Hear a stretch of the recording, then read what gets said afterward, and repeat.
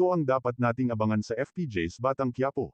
Kausap na nga ang mag-inang Marites at Tinding kung saan natanungan ni Marites kung day off ba ni Tinding sa pamilya Caballero. Kaya dito na nga niya ibinalita ang nangyaring paglusob sa pamilyang ito at sa kasamaang palad ay wala ngang natirang buhay sa kanilang pamilya. Kaya lubos rin ang pasasalamat ni Marites na nakaligtas nga sila. Kaya ikinuwento nga ni Tinding nung araw nang lumusob ang mga kalaban ay pinalayas na nga sila sa mansyon. Pero hindi pa rin makapaniwala si Marites na namatay na nga ang pamilya ni Senyor Facundo na tumulong sa kanya noon. Kaya natanong niya naman kung nasaan na nga si Lolo Noy. Kaya dito na naisip ni Tinding kung bakit nga siya pumunta sa pwesto nito dahil nag-away nga sila ni Lolo Noy at plano nga nitong pumunta sa kanya. Pero nagtataka nga si Marites dahil hindi niya naman nakitang dumating si Lolo Noy. Kaya pala isipan din sa kanya kung bakit nag-away silang dalawa ni Tinding.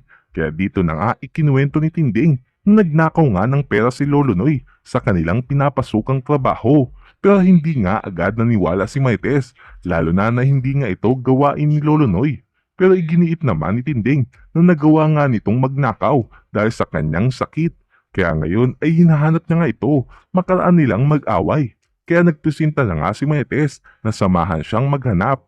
Pero ang di nila alam ay kinakaladkad na nga ni Lena ang maleta kung saan niya isinilid ang katawan ni Lolo Noy at kapansin-pansin na habang hinihila niya ito ay umaagos nga ang dugo sa kanyang binibitbit na maleta. Kaya hindi maiwasang mabwisit ni Lena dahil pahirapan nga ang pagdala nito sa kanya. At dito ay dinala niya nga ang maleta sa harap ng simbahan para bigyan ng pagkakataon si Lolo Noy na magdasal. Pero makalipas nga lang ang ilang sandali ay namataan naman ni Lena si Roda na naglalakad papunta sa kanilang mga singilin. Kaya agad na ring sumunod sa kanya si Lena dahil plano niya nga itong patahimikin. Pero dahil sa iniwan niyang maleta ay may isang tindera nga ang natapilok at nang hinila niya nga ang masabing maleta ay nakita nga niya ang umaagos na dugo. Kaya dali-dali ngang nagkaroon ng komosyon sa lugar at napilitan silang tumawag ng pulis. Pero sa kabilang banda ay nagsimula na nga ang paghahanap nila Marites at Tinding kung saan nakarating nga sila sa lugar kung saan sila naghiwalay ni Lolo Noy. Pero narinig nga nila ang usapan na may iniwang dugo ang maleta sa harap ng simbahan. Kaya agad nila itong nilapitan para makibalita. At sa pagbukas nga ng nasabing maleta ay agad na gumuho ang mundo ni Tinding dahil agad nga niyang nakita ang walang buhay na katawan ni Lolo Noy.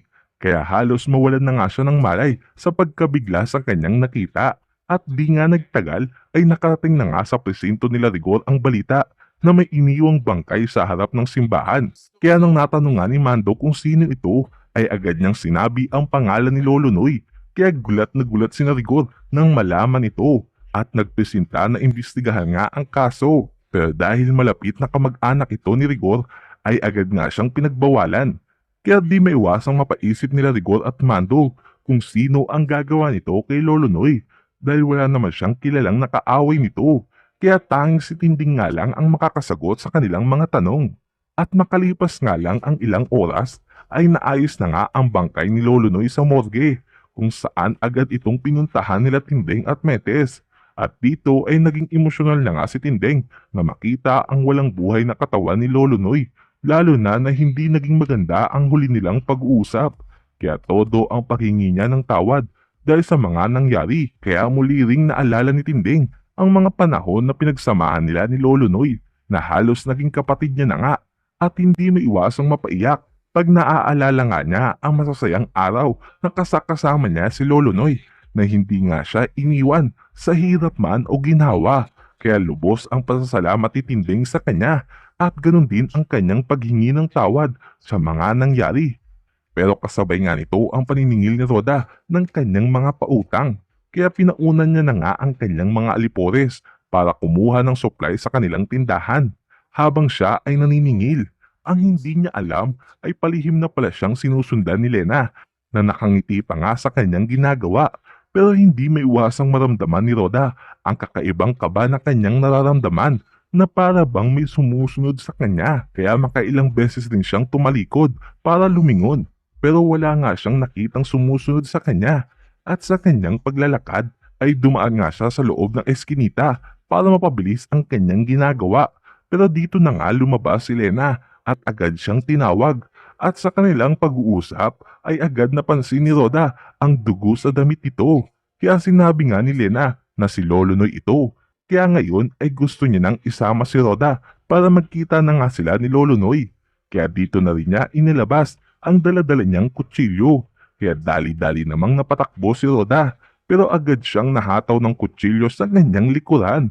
At kahit anong palag ang gawin ni Roda ay nagawa pa rin siya nitong masaksak sa kanyang katawan. Kaya tawang-tawa nga si Lena na makitang umaagos ang dugo ni Roda mula sa kanyang tiyan. Habang si Owing naman ay bilib na bilib kay Tanggol dahil hindi rin nagtagal ay agad rin silang nakahanap ng buyer dahil sa plano ni Tanggol. Pero palaisipan pa rin kay Thanos kung paano nga nila mapapaniwala ang kanilang mga buyer na kabalyero ang nagpapatakbo ng kanilang drug lab. Pero kampante naman si Tanggol na pag natikman na nga nila ang kanilang produkto ay agad nga nilang mapapagtanto na kaparehong-kapareho nito ang mga binibenta ng mga kabalyero. Kaya natanong naman ni Thanos kung madali na pala silang kikita, bakit kailangan pa nga nilang kunin ang mga naiwang yaman ng mga kabalyero? At baka sa kanilang gagawin ay may makabangga pa nga silang isang malaking grupo. Pero para kay Enteng ay nasa harapan na nga nila ang mga biyaya at konting pagsisikap na lang ay makukuha na nga nila ito. At malaking kawalan nga kung pakakawalan pa nila ang ganito kalaking pera. At sa pagdating nga nila Boss Divina ay binalita niya kina Tanggol na tagumpay ang kanilang plano. Dahil ngayon ay marami na ngang lumalapit sa kanila para bumili ng kanilang mga kalakal. Pero pinaalala rin ni Tanggol na sana ay tuparin niya nga ang kanilang napag-usapan na huwag magbebenta sa Quiapo. Kaya si Boss Divina ay sinigurado sa kanya na masusunod ang kanilang napag-usapan. Kaya agad na rin silang umalis para ayusin ang iba pa nilang mga negosyo. At dahil lumalaki na nga ang kanilang mga negosyo, ay kinakailangan na nga nila ng proteksyon mula sa mga pulis. Pero wala ngang maisip si Tanggol na malalapitan dahil kahit pulis nga ang kanyang ama ay baka ito pa ang humuli sa kanila. Kaya nagpresenta na lang si Raul na siya na nga ang maghahanap ng tutulong sa kanila. At narito ang mga dapat abangan sa FPJ's Batang Quiapo. Rigor, nalaman na ang ginagawa ni Lena. Tanggol, mapapalaban sa mga pulis. Sa abangan na dinala na nga sa morgue si Lolo Noy kung saan hindi nga matanggap ni Tinding ang mga nangyari dahil hindi man lang niya nagawang tulungan si Lolo Noy nung panahon na kinakailangan niya ito. Ang di nila alam ay inireport na nga sa mga pulis ang nangyaring pananaksak kay Roda kung saan itinuturo nga niyang salarin ay walang iba kung hindi si Lena. Kaya gulat na gulat si Rigor sa kanilang narinig. Habang sinatanggol naman ay papunta na nga sa pasugalan nang hindi inaasahan na harangin sila sa isang checkpoint. Kaya dito ay posibleng mapalaban ang grupo ni Tanggol. Yan ang dapat nating abangan dito sa FPJ's Batang Quiapo. Please like and subscribe our channel. Maraming salamat po.